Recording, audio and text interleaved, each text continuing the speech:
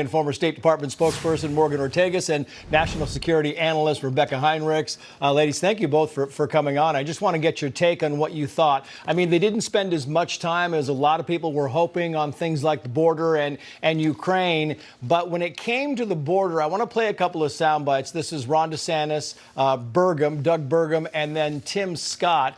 And we'll get your take on some of this. Watch.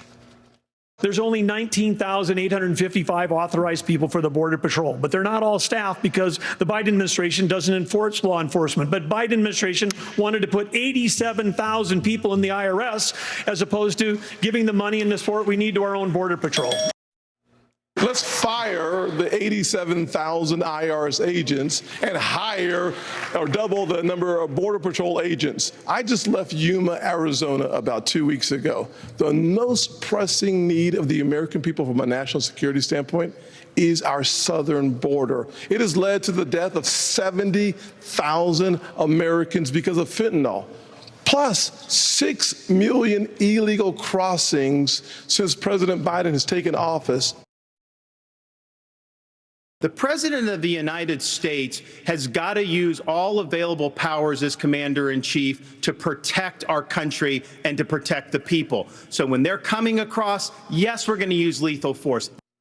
Yeah, and, you know, the theme here is that they made very clear that the problem here is with the Biden administration. But the question becomes, Morgan, did they do enough on the border? Did they compel anybody that they would handle the border differently?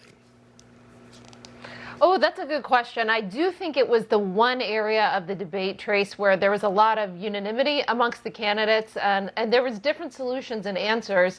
But were they different than the solutions that have been offered by President Trump, former President Trump, who is about 40 points ahead of the polls of everybody in this race?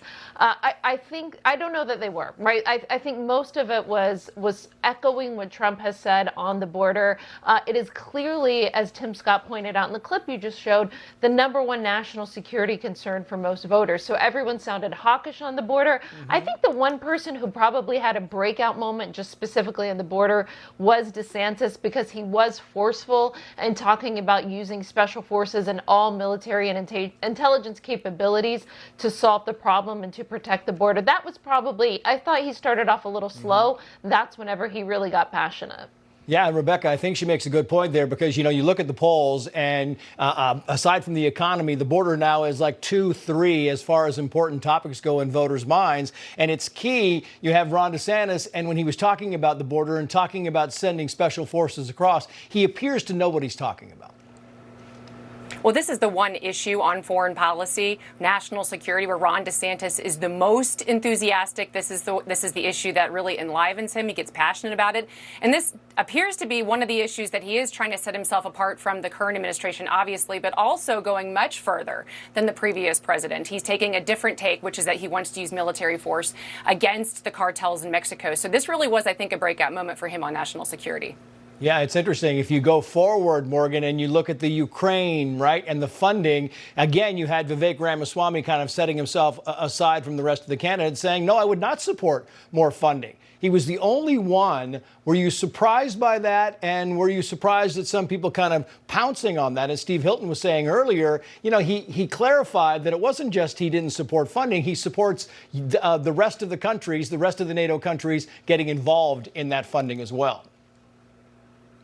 Yeah, I wasn't surprised that he was the only one. I mean, DeSantis sort of took a half step towards being where Vivek is, but didn't go fully there. Listen, I think that this is an incredibly important debate that you saw on stage tonight. There's still so much more to the debate that Rebecca and I and other foreign policy hands would want to have. But here's where I think all of the candidates missed an opportunity on this debate, is we have to remind the American people that the reason why, and actually I think Burgum did this, I should give him a little credit. He's the only one that mentioned why Biden failed at deterring Putin from invading Ukraine. And he talked about, and I did not expect this from a governor. I thought this would come from the other foreign policy hands on the stage. But Governor Burgum did talk about how the failures in Afghanistan, and we're in that 2-year anniversary right now. I think it's on Sunday, Trace, is the anniversary of 13 men and women who died in that disastrous, chaotic withdrawal in Afghanistan. And Governor Burgum mentioned that as one of the reasons reasons why Putin invaded. And so the GOP candidates need to remind the American people,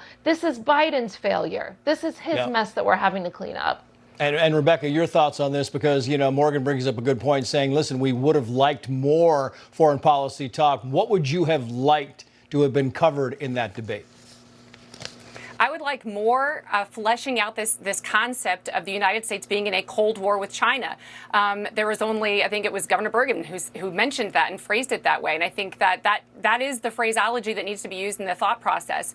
I actually thought that Ron DeSantis is trying to, he made several appeals to Ronald Reagan-esque kind of language, Morning in America. So he was kind of doing this, things are really tough, but we can be optimistic. Decline is a choice. American decline is not inevitable. And I think that you need that right now in a Cold War with China. But I think he still needs to flesh out that concept. I agree with Morgan on the Ukraine issue. Ron DeSantis said that he still supports Ukraine, but he wants Europe to help. So he's still defensive of Ukraine, wants them to win. It was Vivek who really had, I think, a terrible evening on foreign policy, where he really did seem to be pessimistic about America's future and also very weak on what he would do to handle any of these foreign policy crises. Morgan is right. We've been in a foreign policy disastrous cascade of national security crisis from Afghanistan on, and there's really only several candidates that captured that. Nikki Haley had a standout moment tonight on foreign policy because the American people still want peace through strength, and so the candidates who channeled that well, I think, had the biggest applause.